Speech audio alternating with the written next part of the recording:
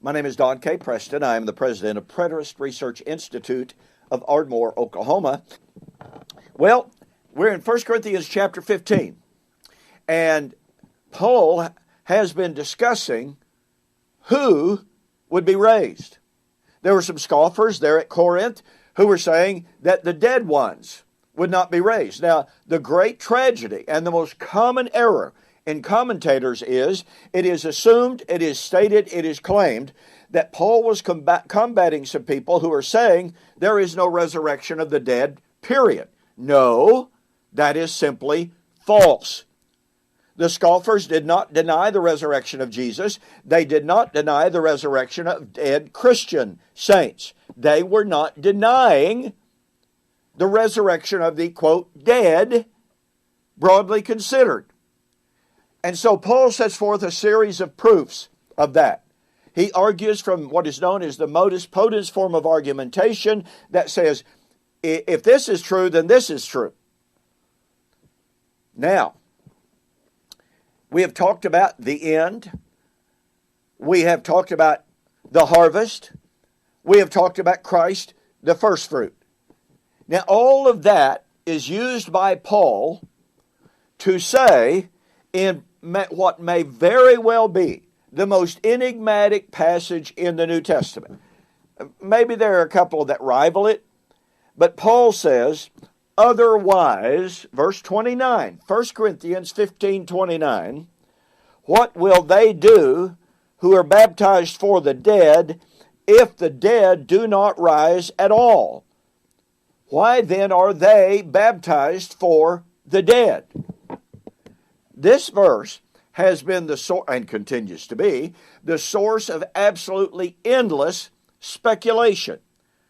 Joseph Smith built an entire false paradigm around this verse. We see it still at work today in the humongous amounts of money spent by the Mormon Church on genealogical studies. Why do they do that? Well, because Joseph Smith supposedly received a vision, supposedly received from the angel Moroni, that if people today could find out who their ancestors were, and if they were not good, faithful Mormons, then the people today who are good, faithful Mormons can go to the temple and they can be baptized on the behalf, substitutionary baptism, on the behalf of their ancestors who were never baptized, who never even knew of Jesus. And thus the doctrine of the baptism for the dead, as taught by the Mormon Church, it's a huge issue. Now look, there's nothing wrong with genealogical study for fun's sake, just to know who our ancestors were. I'm not saying nor implying that that is wrong. When we do that for theological and religious reasons, however, saying that we today, living people, can be baptized vicariously for dead individuals of centuries past, that is simply false. You know, I wrote a track on that years ago. I was thinking about it a few moments ago. I don't even know what I did with that manuscript. But I wrote a pamphlet on this. Do you realize, and I'm not going to spend a lot of time on this, okay? But do you realize that the Book of Mormon itself says that this life and this life only is the time of probation? It's the Book of Mormon itself that says when a person dies, there is no repentance. There is no salvation if a person has not obeyed the Lord in this life. And so you have Joseph Smith against Joseph Smith.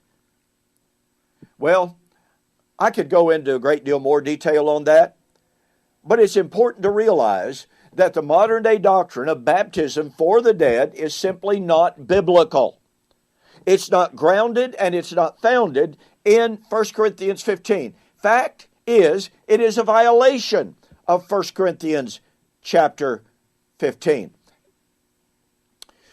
Otherwise, Paul said, what will they do who are baptized for the dead? Now, the Mormons would say, if there is no such thing as baptism for the dead, then what are the dead going to do?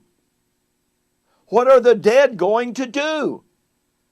What's going to happen to them? That's not what Paul said. Paul said, if the dead are not raised, what will they do? What will they do who are baptized for the dead? Paul is saying that those who are being baptized for the dead were the ones who would, quote, suffer, unquote, if the dead are not raised. Paul was assuring his audience, the dead are going to be raised. But if it's true, as the scoffers said, that the dead are not raised, then those who are being baptized on their behalf, they are the ones who are going to suffer. They are the ones at loss. This turns the Mormon doctrine of baptism for the dead on its ear. Now look, I don't claim to have all the answers, 1 Corinthians 15:29, but I know that there are some things that Paul says. I know that the things that he said prior to this verse help us give insight into this verse to such a sufficient extent that we can know what Paul is not saying, and we can come fairly close to knowing what he was saying. So, we will see you on the flip side to discuss baptism for the dead.